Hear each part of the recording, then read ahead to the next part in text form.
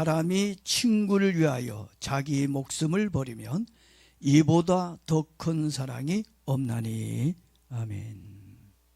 6월이 되면 우리는 가슴 아픈 한 역사를 기억하게 됩니다. 1950년 6월 25일 평온하던 주일 새벽에 한국 전쟁이 일어나게 되었습니다. 온 나라는 불길에 휩싸였고 가족들은 뿔뿔이 흩어졌으며 귀한 생명들이 쓰러져 갔습니다. 어쩌면 우리들 중에 그날을 생생하게 기억하는 분도 있을 겁니다. 또한 영상이나 말로만 듣고 아는 분도 있을 겁니다. 그러나 우리가 꼭 기억해야 할 것은 6.25 전쟁이 단순한 역사적 사실이 아니라 그 속에 담긴 희생과 사랑을 기억해야 한다는 것입니다. 그리고 오늘 우리들에게 하나님은 말씀하고 있습니다. 기억하라, 그리고 사랑하라고 말씀해 주고 있습니다. 6.25 전쟁 때 1950년 12월 함경남도 흥남에 중공군의 대대적인 공습으로 미군과 우리 군인들이 후퇴하게 되었습니다. 이때 흥남 철수 작전이 시작이 되었습니다. 배 한 척에 10,000명이 타기도 어려운 그 배에 무려 몇 명이 탔냐 하면 14,000명이 넘는 사람들이 올라탔습니다. 그 배가 메로디스 빅토리오입니다. 그 배는 군인도 노인도 아이와 임산부도 함께 탔습니다. 배가 남쪽으로 내려가는 동안 그 안에서 5명의 새 생명이 태어났습니다. 이 아기들은 쏟아지는 폭탄 속에서도 태어난 기적의 생명이었습니다. 그리고 이들을 살려낸 미국인 선장 레너드 나루라는 이 사람은 군인들에게 배에 있는 모든 무기들을 다 바다로 버리라고 명령을 했습니다. 그리고 그 무기가 실렸던 그 자리에 엄청난 많은 사람들을 태우라고 그랬습니다. 그는 훗날 이렇게 고백을 합니다.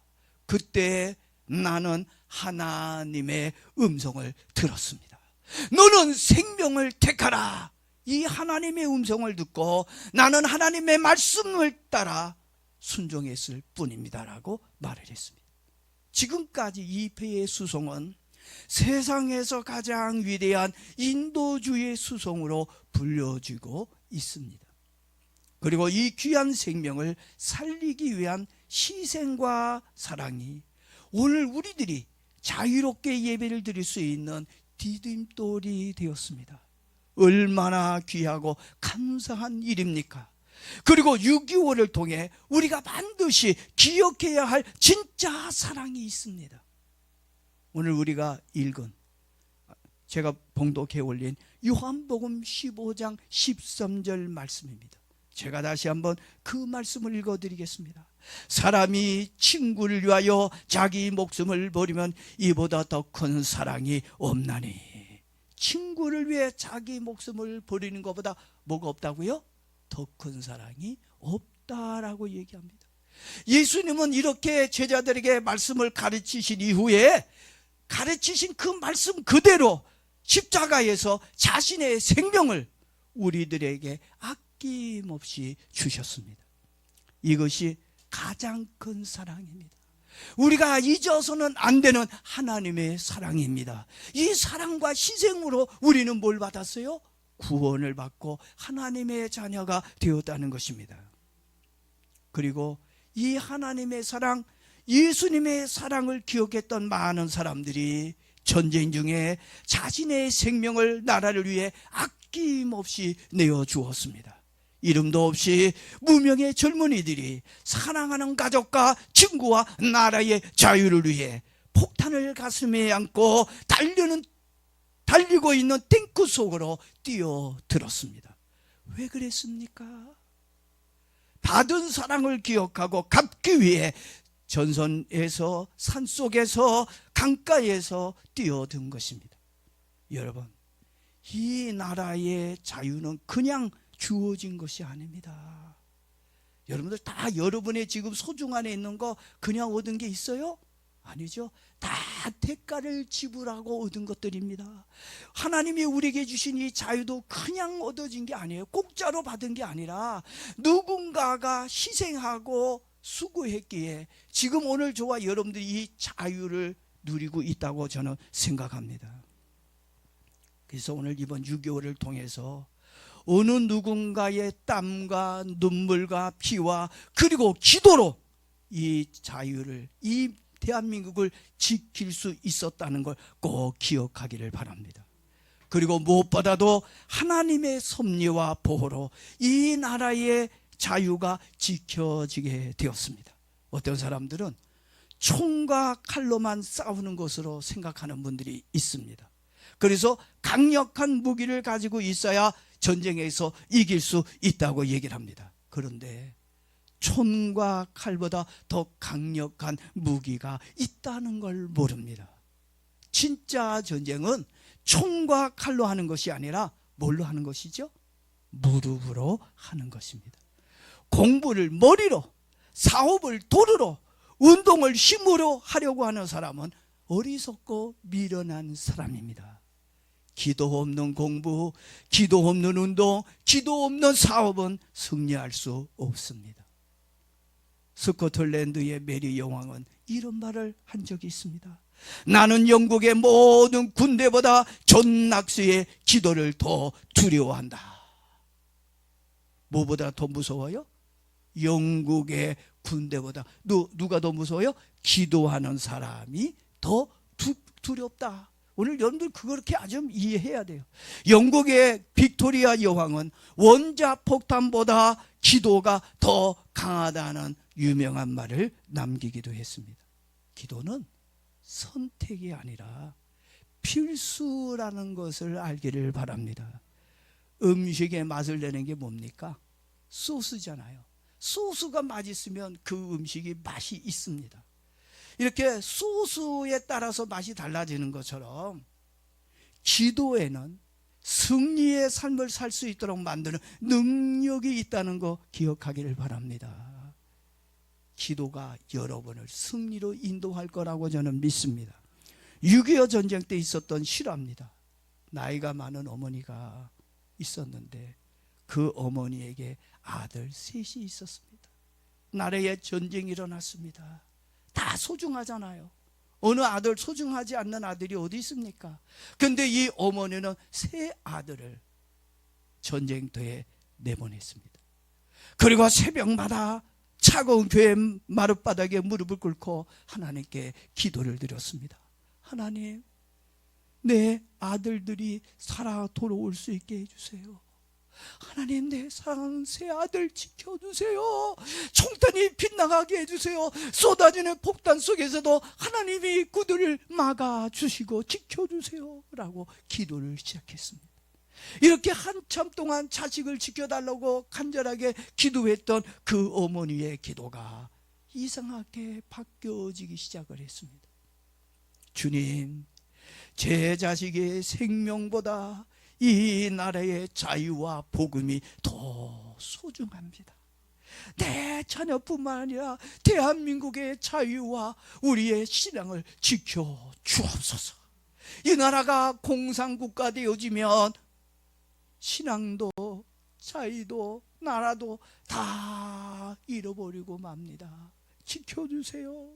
저는 주님의 뜻이 무엇인지는 알 수 없지만 주님의 뜻이라면 저는 무조건 순종하고 따르겠습니다.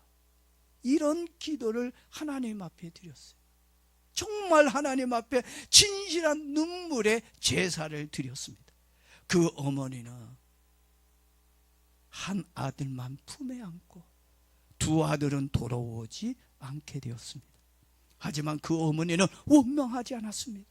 오히려 그는 이렇게 말을 했습니다. 제 자식들이 나라의 자유와 신앙을 지켰으니 주님께 감사드립니다. 나라를 잃었다면 복음도 자유도 지킬 수 없었을 것입니다. 이 말을 들은 어느 목사님이 이렇게 증언을 했습니다.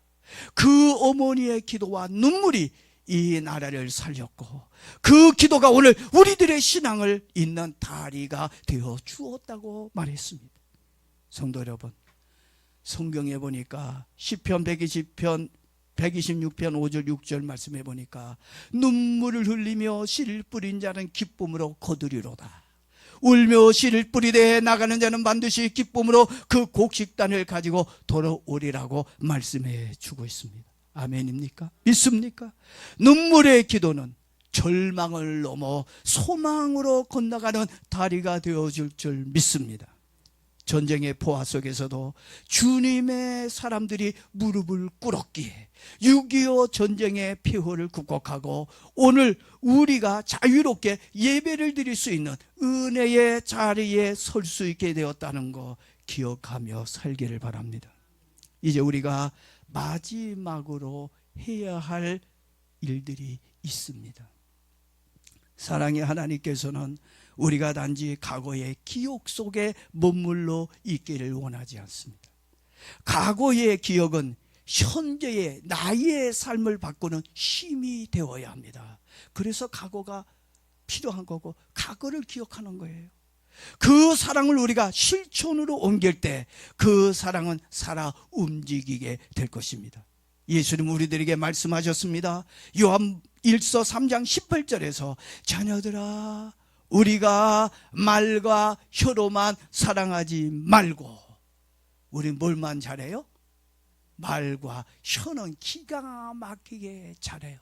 누가 흉내낼 수도 없고 따라할 수도 없을 만큼 말은 얼마나 잘하는지 그럴싸하게 말은 포장을 잘합니다.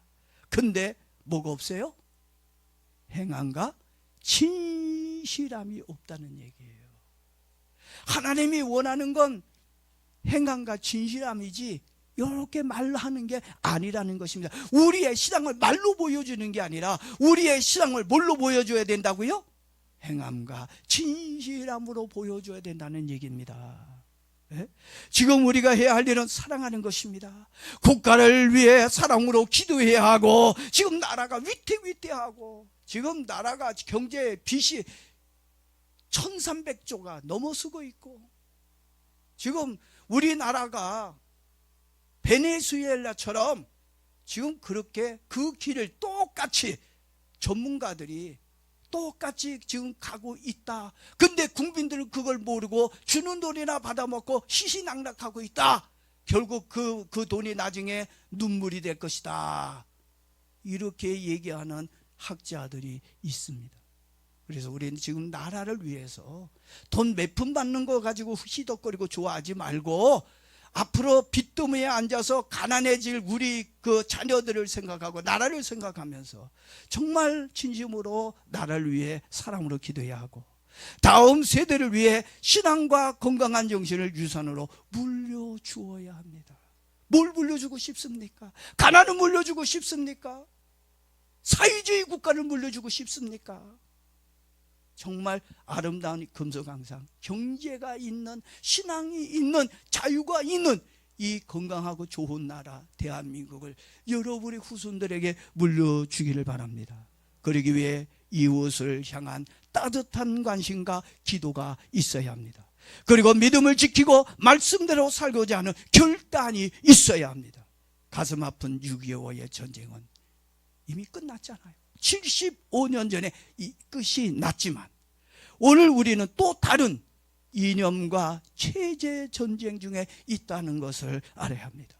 물질주의와 이기심의 전쟁, 갈라치기와 미움의 전쟁, 진리의 왜곡과 거짓과의 전쟁 앞에 우리는 서 있습니다. 불신의 시대를 사는 오늘 우리들은 다시 기도의 자리와 진실의 자리로 돌아가야 살 수가 있습니다. 그리고 우린 이렇게 하나님께 기도해야 합니다. 하나님, 나를 용서해 주소서. 나의 믿음이 작고 부족하지만 주님의 나라와 진실을 위해 쓰임받게 해 주옵소서. 로마서 12장 1절에서 사도 바울이 로마 교인들에게 권면해 주고 있는 말씀이 있습니다.